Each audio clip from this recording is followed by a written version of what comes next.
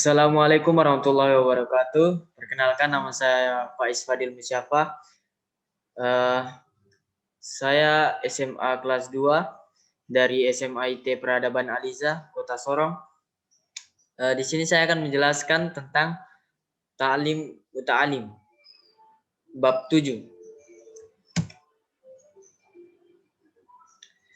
Bab 7, pasal 7 yang berjudul bertawakal. Adapun bagian-bagian bab dari bab 7 tersebut, yaitu yang pertama pengaruh rizki, yang kedua pengaruh urusan duniawi, ketiga hidup dengan prihatin, dan yang keempat menggunakan seluruh waktu buat ilmu. Langsung saja ke yang pertama, yaitu pengaruh rizki.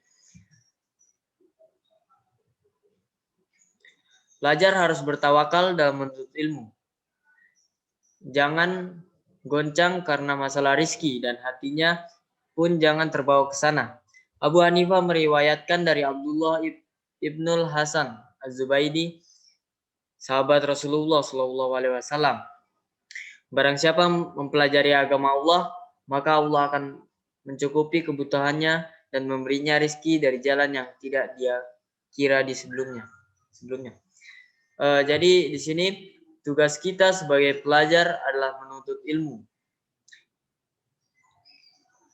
Jangan sampai kita goncang hanya karena masalah rizki. Jika kita menuntut ilmu yang baik di jalan Allah, maka insya Allah rizki akan mengalir dari jalan yang tidak kita kira sebelumnya. Karena orang yang hatinya telah terpengaruh urusan rizki, baik makanan atau pakaian, maka jarang sekali yang dapat menghapus pengaruh tersebut untuk mencapai budi luhur dan perkara-perkara yang mulia. Syair menyebutkan, tinggalkan kemuliaan, jangan kau mencari, duduklah dengan tenang, kau akan disuapi dan dipakaiani. Ada seorang lelaki berkata kepada Mansur al-Halaj, berilah aku wasiat.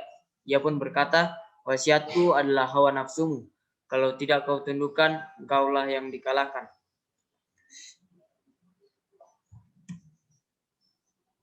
Bagi setiap orang, hendaknya membuat kesibukan dirinya dengan berbuat kebaikan dan jangan terpengaruh oleh bujukan hawa nafsunya. Manusia pada umumnya hanya dekat dengan dua hal, yaitu dengan kebaikan dan juga keburukan. Jika tidak bersama kebaikan, maka dia akan bersama dengan keburukan. Jadi teman-teman, hendaknya kita mempersibuk diri kita dengan berbuat hal yang baik-baik. Insya Allah kita akan terjauhi dari hal-hal yang buruk tersebut. Masuk ke subbab yang kedua, yaitu pengaruh urusan duniawi.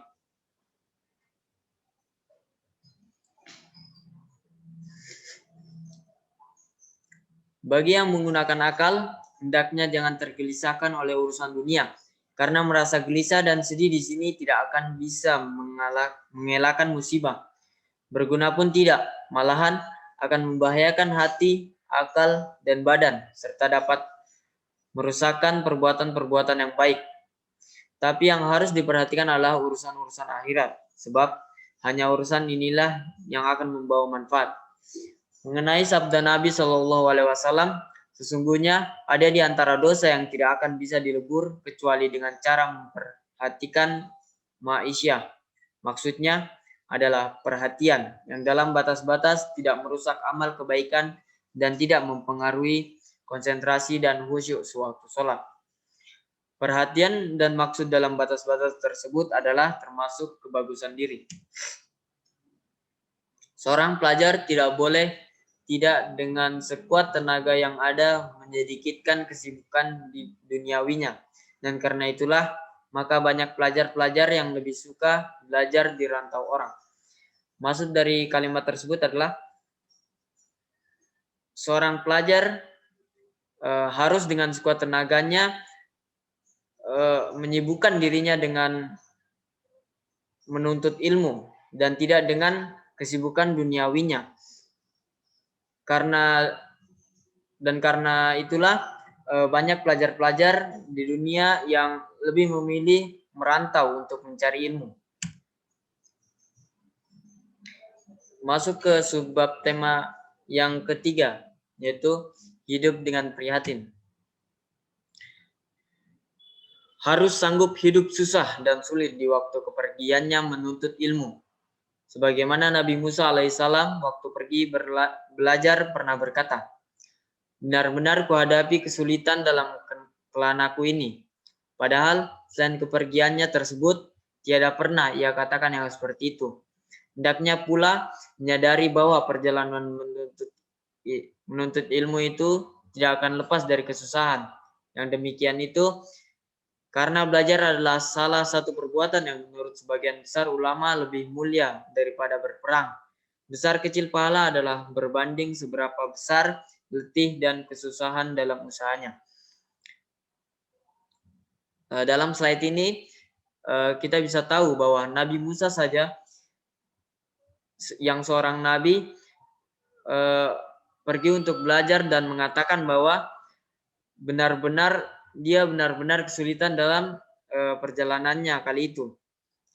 Dan juga harus disadari bahwa menuntut ilmu tidaklah lepas dari kesusahan. Siapa bersabar dalam menghadapi segala kesulitan di atas, maka akan mendapat kelezatan ilmu yang melebihi segala kelezatan yang ada di dunia. Hal ini terbukti dengan ucapan Muhammad Ibnul Hasan setelah tidak tidur bermalam-malam, lalu terpecahkan segala kesulitan yang dihadapinya. Sebagai berikut, di manakah letak kelezatan putra-putra raja bila dibandingkan dengan kelezatan yang saya alami kali ini? Lanjut ke subbab yang keempat, yaitu menggunakan seluruh waktu buat ilmu.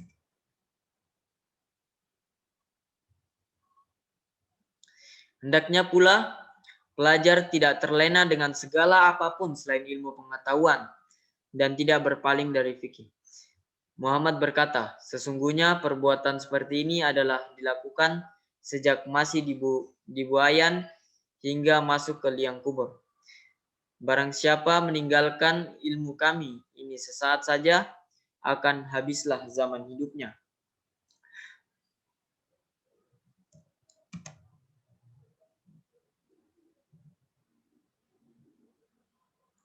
Demikian pula hendaknya ahli fikih kapan saja selalu fokus dengan fikihnya. Dengan cara begitulah ia memperoleh kelezatan yang amat besar. Ada dikatakan bahwa Muhammad setelah wafat pernah ditemukan dalam mimpi, lalu kepadanya diajukan pertanyaan, bagaimana keadaan Tuan waktu nyawa dicabut? Jawabannya, dikala itu saya tengah mengangan-angan masalah budak mukatab, sehingga tak kurasakan nyawaku telah terlepas. Ada dikatakan pula bahwa di akhir hayatnya Muhammad sempat berkata, masalah-masalah mukatab menyibukkan diriku, hingga tidak sempat menyiapkan diri dalam menghadapi hari ini. Beliau mengucap seperti ini, karena tawadu. Dari sini kita tahu bahwa tawadu itu sangat diperlukan untuk menuntut ilmu.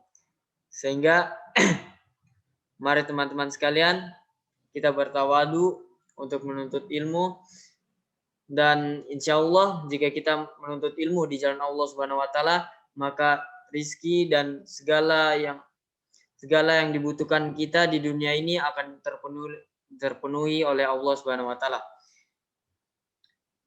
Mungkin cukup sekian dari saya, kurang dan lebihnya saya mohon maaf. Wassalamualaikum warahmatullahi wabarakatuh.